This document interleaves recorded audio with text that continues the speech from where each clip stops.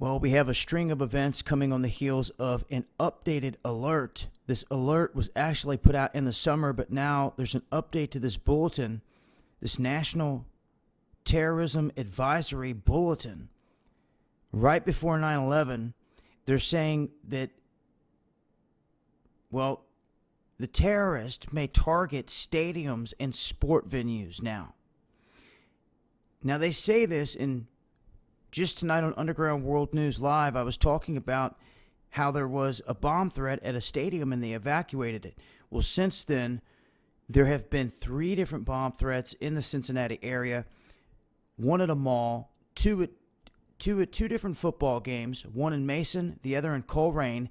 They evacuated the whole stadium. People went flooding out of there, had guards in the streets with guns and everything else. And this comes right as they put out this warning. Now, knowing how they operate, and I've seen time and time again how they throw out there and hint at their next targets and what's going to go on, they move away from beginning and talking about ISIS-inspired to talking about homegrown extremist. And that's all this is geared toward. Meaning if there's another attack coming up, that it's going to be done, and they're going to try to say that it was homegrown extremist. That's my warning to you. That's the direction they're taking this. They did so in Orlando, and at this next event, wherever it may be, it looks to be an area that's going to target civilians. They're saying they're moving away from military type of targets and toward populated areas that have a lot of civilian targets, including sports events at stadiums.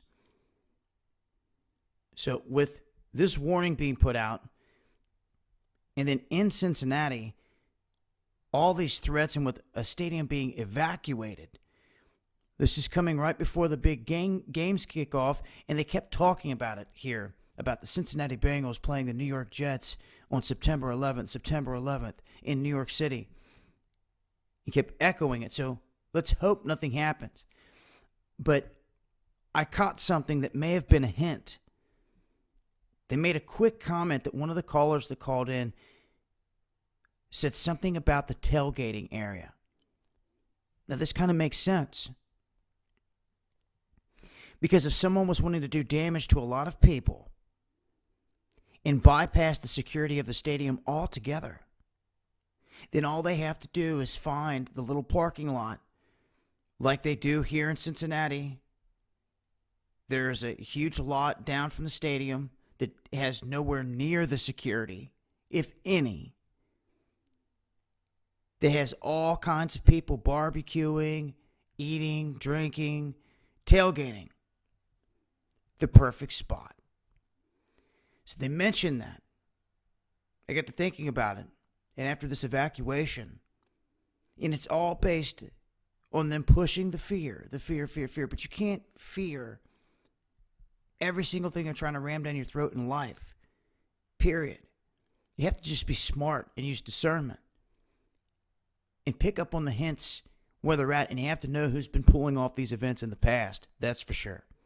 Because they're going to do it again and again. So the point here is it looks like they're definitely targeting these events now that football season's kicking off. It looks like the tailgating areas may be a potential target site with way less security than the stadium. And in the end, the label they're going to put on this is homegrown extremist. So that's where it sits right now. I'll continue to update with more information as I come across it. Any more threats, any more bomb threats, any more stadiums evacuated. But the timing of all this, it's not a coincidence to me.